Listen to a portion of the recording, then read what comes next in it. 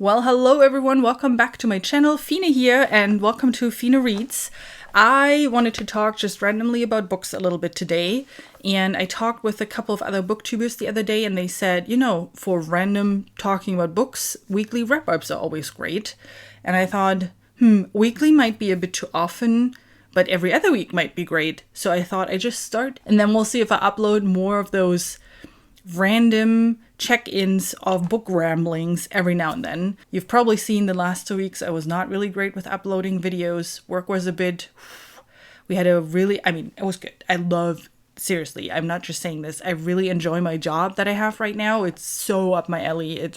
It's everything I love to do, and I can do it all day long, and someone is actually paying me for this, which is awesome. But we had a big internal launch on Friday, so the weeks before, like the 2-3 weeks before that launch, there was a lot of training, a lot of testing, and making sure everything works. So I just had early mornings and late evenings and didn't feel like smiling into a camera after long days of smiling into a camera. So here we are. So I thought, you know what? 2 weeks, let's just catch up and let's just talk about what I've read in the last 2 weeks, and then we'll see how this goes and if this is something that I should keep up every other week, bi-weekly ramblings or something, and then we go from there. Plus, I just got a new bookshelf, which you see right here. IKEA has Billy's again, so last weekend I got one of those tall but skinny ones with all my sci-fi is now in here. I have too many books. This is ridiculous. All right. So if you've seen my August TBR video, you already have an idea of what I was planning to read in August. And I had, I think, 10 books that I wanted to read in August, already knowing that this is ridiculous. But then I threw everything, away because I added about 1,000 pages, which is 2 other books to the mix. So this is going to be fun for the rest of August. So let's talk about this. One of the things that I definitely committed to was my continuation of the Green Rider series here. I'm not good with the finger pointing. I'm learning that here, but there's my Green Rider series. So I knew I wanted to read Firebrand, which is book 6 of the Green Rider series in August, because book 7 comes out in September. And then I got an ARC for book 7. ARC means Advanced Reader Copy, an e-ARC, actually an electronic advanced reader copy. We love our acronyms here. And I was so excited. So after I actually got it before I started Firebrand. So I had to prioritize Firebrand. And then I read Firebrand, which was, I forgot half of what happened. And it was just so good. Just a quick summary. So Firebrand in book 6 happens right after Mirrorside. And I think I talk about Mirrorside a little bit in my July wrap-up. I definitely want to do an entire series review because it's so good. But book 6 is emotional. There's so much happening right after everything that happened in book 5. So there's definitely no break, no pause whatsoever for our main character. And she goes through some really dark stuff. And boy, I really forgot how good this book is. It's dark, but it's so good. And so I had to read book 7 after that, which is Winterlight. Again, its release date, I think, is now September 14th. And I read it, and I have to say it's not my favorite book in this series, but boy, is a lot happening in that book. It is definitely, and I don't want to spoil anything, right? I don't want to ruin it for anybody. It is a good book. Same amazing writing that from Kristen Britton. It is very engaging and again, very dark. And there's, oh my God, that main character does not get a break. Unbelievable what she puts her through. But so many things are happening. I actually talked with someone who also got an ARC on Instagram, and she and I went back and forth, and I was like, oh my God, how is she going to end this? Like, how can she even end this? How can she resolve all the stories? And then we theorized a little bit, and we had some really bad theories and some really interesting theories. I'm all excited about this series, as you can see. So that was over 800 pages, and then I read the novella, of course, because then I had a huge book hangover after I finished Winterlight. So I had to stick around in that world for just a little bit more. So I read the novella, which I don't like too much. With novellas, always it's random side stories. Yes, you get your characters, or some of the side characters in this case. You learn a little bit more about them. But it was just the beautiful writing style that I just wanted to continue. And it helped easing out of that book hangover just a little bit, which was good.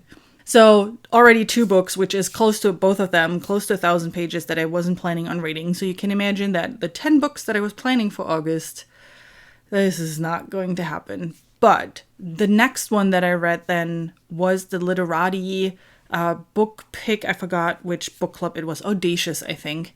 The Audacious Book Club Pig. Also say that 3 times fast. Which is Somebody's Daughter, which is an autobiography. So it's a nonfiction book about a woman, or a young girl rather, that grows up without her father. And that is a hard one for me to rate or to talk about because it's someone's life. It's hard to say if I liked or didn't like the story because it is something that actually happened. So I didn't review it on Goodreads at all, and I didn't give it a star rating at all. But what I can say, I personally didn't like the writing style it was put in. It didn't do anything for me, so I was able to connect with her and what she went through. And then the other issue was that a lot of things felt familiar. Not all of them, but a lot of things felt familiar based on the way I grew up and I was raised and how I dealt with my parents. And I also didn't have a father that was around that I was trying to connect with, and he wouldn't let me. But the way she explained some of the situations felt like you need to feel sorry for her right now. And I was sitting there like, no, I can't, because I went through stuff like that and I, learned to live with it. So I'm not someone who feels sorry about myself or sorry about what happened in my past. I had a hard time when it comes to that. And again, that has something to do with comparing my life to someone else, which is never a good thing to do, which is why I don't want to do it, right? I read it. I think it has a valid place, that book, and I'm sure a lot of people will get a lot out of it. I'm not one of those people. That's all I say. If you're interested in autobiographies and learning about how other people's life went and how other people dealt with a father not being there, or, depression, or being bullied in certain areas, and having a mom that probably also needs some help from a therapist or something, read the book. I think it's a good 200 and somewhat pages. Again, not my favorite book this month. Let's just leave it as that. And then I'm in the middle of Sons of Rome, which is a trilogy that I definitely wanted to read this month. And I'm actually really glad that I picked out the 3rd book on NetGalley, not knowing it was a 3rd book. I picked up the first book from my library. I'm currently reading that on my Kindle, and I'm really enjoying this. Also not an easy read. It's very... So... Let me take a step back. Son of Rome is a historical fiction playing in the 300 AD time frame. It's a story about 2 friends that meet under unlikely circumstances. They're actually in the middle of the emperor being, announced emperor, or two emperors being announced 2 emperors. It's a time after war, but still in the middle of war. And one is the son of one of the new emperors, and he gets beaten up by a group of bullies. But the other guy, Konstantinos, finds them by accident and basically saves the little boy, Maxentius. I'm terrible with names, and the names are all over the place in this book. But Konstantinos and Maxentius are, I think, the names of the 2 main characters, very close to that at least. And he's basically saying, I will pay this back and I will remember this forever, blah, blah, blah. And then the book continues as they grow up, and ever so often they meet. And they become friends over the years, and they keep each other in their thoughts while their lives are moving forward, while they're growing up, while they're marrying, while they're having kids. It's really interesting because it is historical fiction, so it pulls in a lot of actual happenings and then uses that for the story to move forward. It is very bloody and gory, so there's a lot of war happening, very descriptive. So if you don't like stuff like that, you shouldn't read those. It is historically accurate in the sense that women are not treated very well. So if you can't read something like this, well, then this is not a book for you either. But I'm okay with that because I know he's trying to be historically accurate rather than trying to put new world or current world ideologies into the world back then. I think I would find that more confusing, actually. But his writing style is amazing. I love the writing. I love the words he uses. Every now and then he uses Latin words to describe, in ancient Rome and in the world around it, how things were named.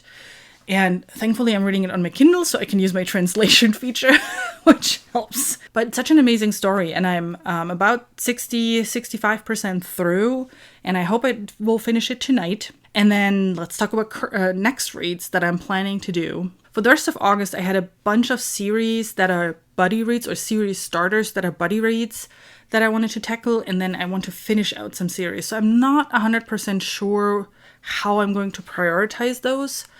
And it also depends on if Sons of Rome ends on a cliffhanger or not, because remember, that's the first book in a trilogy. If that ends on the cliffhanger, well, I will continue with that series and will read Masters of Rome, which is the second book in the series. If it doesn't end on a cliffhanger, I might take a break from this and either finish out the Shadow... Oh, I forgot what the series is called. But it's the first book that I read in July, which is A Declaration of the Rights of Magicians. And the second book of that is A Radical Act of Free Magic. So I really want to end that duology before starting any new series. But it's a really slow read, I know that. And then I really am so excited to start Senlin Ascends. I read before I started Sons of Rome because I was contemplating, do I do Sons of Rome or do I do Senlin Ascends? So I started reading the first 2 pages of Senlin Ascends, and I can tell this is going to be a super fun ride. And so many people are reading it right now because they're doing the once a month till the new book comes out, similar to what I've been doing with Korean writers.